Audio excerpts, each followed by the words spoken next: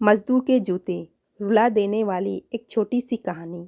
एक बार एक शिक्षक संपन्न परिवार से संबंध रखने वाले एक युवा शिष्य के साथ कहीं टहलने निकले।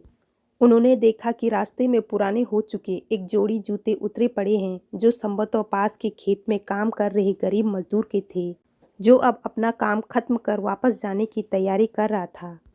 शिष्य को मजाक सूझा। उसने शिक्षक से कहा, गुरुजी, क्यों न हम ये जूते कहीं छिपाकर झाड़ियों में छिप जाते हैं। जब वो मजदूर इन्हें यहाँ नहीं पाकर घबराएगा तो बड़ा मजा आएगा। शिक्षक गंभीरता से बोले, किसी गरीब के साथ इस तरह का भद्दा मजाक करना ठीक नहीं है। क्यों न हम इन जूतों में कुछ सिक्के डाल दें और छिपकर देखें कि इसका मजदूर पर क्या प्रभाव पड़ता है। शिष्य ने ऐसा ही किया और दोनों पास की झाड़ियों में छुप गई।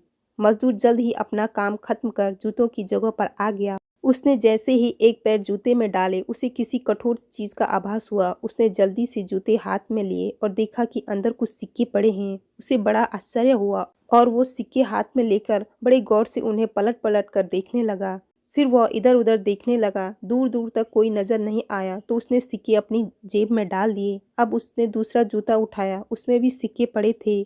मजदूर भाव विभोर हो गया। उसकी आंखों में आंसू आ गए। उसने हाथ जोड़कर ऊपर देखते हुए कहा, हे भगवान, समय पर प्राप्त इस सहायता के लिए उस अनजान सहायक का लाख लाख धन्यवाद। उसकी सहायता और दयालुता के कारण आज मेरी बीमार पत्नी को दवा और भूखे बच्चों को रोटी मिल जाएगी। मजदूर की बातें सुन शिष्य की आंखों में आंसू आ गए। अब शिक्षक ने शिष्य से पूछा कि अब तुम बताओ, तुम्हें कैसा महसूस हुआ, तुम्हारी पहली वाली मजाक या मेरा यह तरीका। तो उसने कहा, गुरुजी, मैं आपसे क्षमा चाहता हूँ। अब मुझे समझ आ गया कि सच्ची खुशी किस चीज़ में है। जब हम किसी का मजाक उड़ाते हैं तो हमें कुछ पल का आनंद मिलता है, लेकिन इससे हमें बद्दुआ मिलती है। अगर हम किसी की मुश्किल परिस्थिति में मदद करते हैं और जिसकी भी मदद करते हैं उसको भी पता नहीं होता है हमने मदद की, लेकिन अंदर ही अंदर हमें पता है कि हमने उस इंसान की मदद की। यही सच्ची खुशी है। जब हम दूसरों को खुशी देते हैं तो हमें कुछ सच्ची खुशी मिलती है। इसी तरह खुशियाँ बांटे रहिए, लोगों की मदद करते रहिए।